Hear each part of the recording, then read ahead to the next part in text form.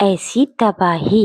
हरदयाल चौधरी नींद से अचानक घबरा कर उठते हुए पसीना पसीना से हो जाते हैं। बगल में लेटी पत्नी माया चौंकते हुए, अजी क्या हुआ? अचानक इतनी रात गए, उठकर बैठ क्यों गए? सर पे हाथ रखते हुए, तबीयत तो ठीक है आपकी, पानी लाऊं क्या? अरे कुछ नहीं, सो जाओ। नहीं नहीं, बताइए तो सही, क्या प्रॉब्लम है? कई दिनों से अजीब अजीब से सपने देखता हूँ। इन सपनों ने तो मेरा जीना मुश्किल कर दिया है, जैसे कोई अनहोनी दस्तक देने वाली हो। तभी माया तपाक से बोलती हैं, होनी अनहोनी तो हमारे अपने ही कर्मों का हिसाब चुकाने आती हैं। खैर छोड़ो और सो जाओ, वरना इतनी रात गए खुसुर फुसुर सुन के बच्चे भी जग जाएंगे। ठीक है, तुम सो जाओ, मैं भी सोने का प्रयास करता हूँ। माया थोड़ी देर में सो जाती है, लेकिन मेरी आंखों में नींद कहाँ। मैं बालकनी में टहलने लगा, जबकि इस रात की साय साय चल रही हवा मुझे बहुत भयावह लग रही थी। फिर भी सपने की बेचैनी से बेहतर मैं इसी तेज हवाओं के संग संग महसूस कर रहा था। सच में माया ने कहा, होनी अनहोनी अपने ही कर्मों का हिसाब चुकाने आती है। कुछ तो तबाही हमारे जीवन में उथल पुथल मचाने वाला है, और मेरे अपने ही कर्मों का हिसाब बराबर करके जाएगा। इन्हीं अंधेरी काली रातों में चलती हवाओं के संग संग अपने किए पिछली कर्मों का हिसाब करने लगा। यह कहानी तब की है जब मैं जवान हो ही रहा था। मेरे पापा 3 भाइयों में सबसे बड़े, लेकिन नीयत बड़ों वाली नहीं थी। उनके मन में हमेशा मेरे बीच वाले चाचा, जो कि बहुत ही कम उम्र में दुनिया छोड़ चले थे, उनकी विधवा पत्नी और उनके इकलौते बेटे अखिलेश चौधरी की संपत्ति पर हमेशा लगा रहता था। परिवार सम्मिलित था, और इस सम्मिलित परिवार में मैं बड़ा हो रहा था। सबके लाल दुलार को पाकर मैं अखिलेश से भी बहुत प्यार करता था। लेकिन एक दिन नई सुबह अचानक जिंदगी में सब कुछ बदल के रख दिया। मेरे पापा ने एक फैसला लिया कि हम तीनों भाई अलग अलग हो जाएंगे। सब ने अपनी अपनी स्वीकृति दे दी, और नियत समय पर मंच के सामने तीनों भाइयों के जमीन जायदाद घर सभी बंटवारे हो गए। बीच वाले चाचा नहीं थे, इसीलिए मंच के सामने पापा ने कहा कि मैं बड़ा भाई हूँ, इसीलिए जब तक अखिलेश जवान नहीं हो जाता, तब तक अखिलेश और उनकी माँ की जिम्मेदारी मेरे ऊपर है। सभी पंचायत के लोगों ने कहा, वाह बहुत अच्छा, बड़े होने का फर्ज अदा करोगे, बहुत बढ़िया सोच श्याम सुंदर जी, बिल्कुल नाम जैसे सुंदर विचार आपके। लेकिन सभी मंच भाई लोग को कहाँ पता था कि मेरे पापा की नीयत साफ नहीं है। उनके दिमाग में एक अलग प्रकार की खिचड़ी पक रही है।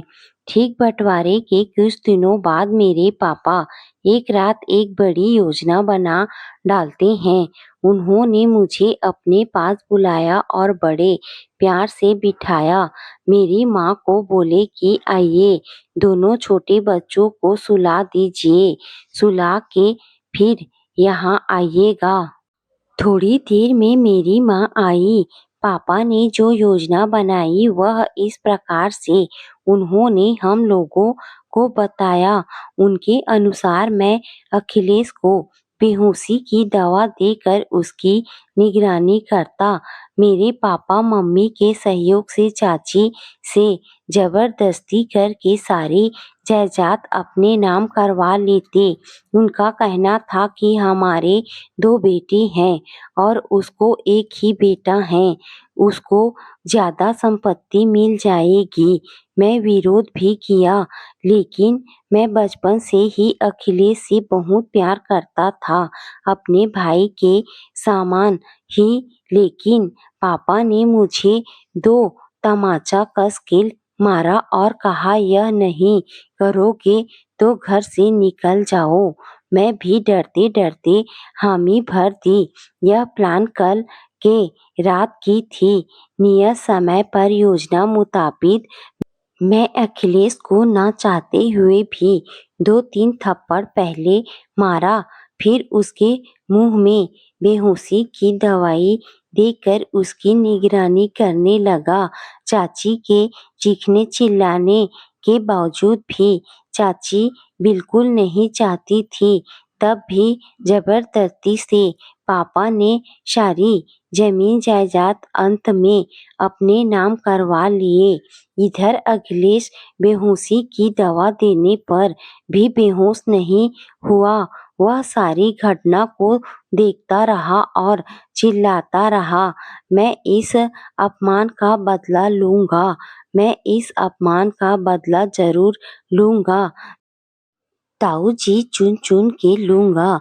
हरदयाल भैया आपको छोड़ूंगा नहीं, मुझे बड़ा हो जाने दो। मेरी माँ का अपमान नहीं है, यह मेरे मृत पिता का अपमान हुआ है। जब सारा जायदाद पापा ने अपने नाम करवा लिया तो उन्होंने जोरदार ठहाका लगाया, कहा, कल से तुम दोनों बेघर हो जाओगे। कोई नहीं ताऊ जी, ईश्वर के घर देर है अंधेर नहीं, मैं इसका हिसाब लेने आऊंगा। दोनों माँ बेटे एक दूसरे से चिपक कर रोते रोते न जाने कब सो जाते हैं।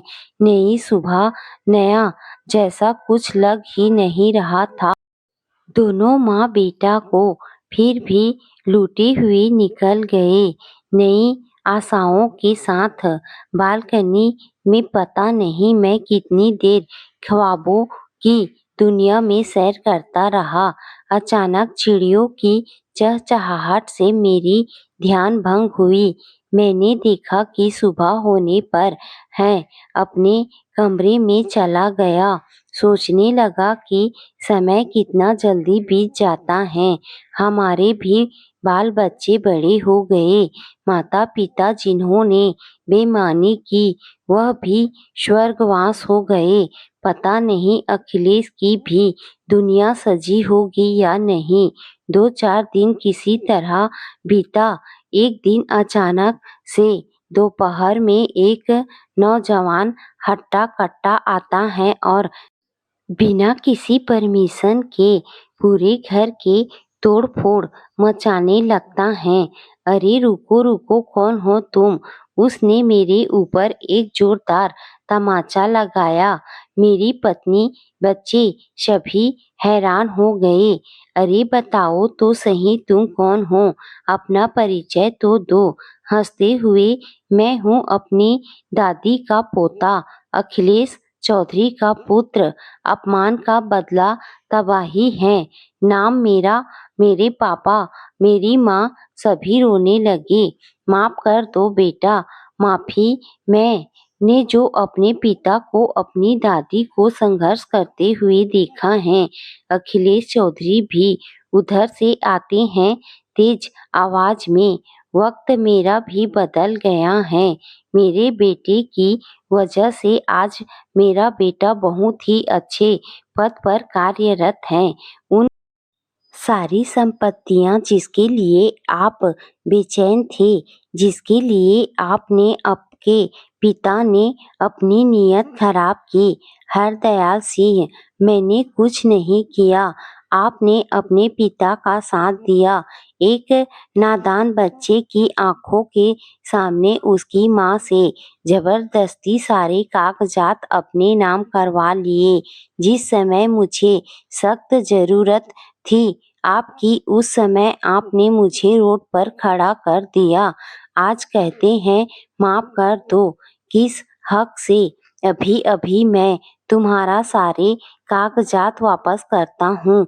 लौटा सकते हैं तो आप मेरे बड़े भाई हैं। मेरा वह बुरा वक्त लौटा दीजिए जो मैंने आपकी वजह से झेला है। मेरी किस्मत में नहीं था जो दुख आपने उसे मेरी किस्मत बना दिया।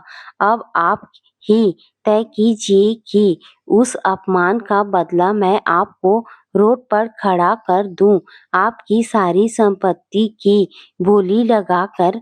नहीं नहीं, ऐसा मत करो मेरे भाई। अखिलेश चौधरी की आंखें भर आती हैं। मैं ऐसा करूँगा भी नहीं, क्योंकि मैं इतना गिरा हो ही नहीं सकता। ऐसी तबाही मेरा बेटा मचाता कि आप जीवन भर याद रखते, लेकिन वह मेरे बातों का अपमान नहीं करता है। मैंने उसे मना कर दिया और आपको माफ कर दिया।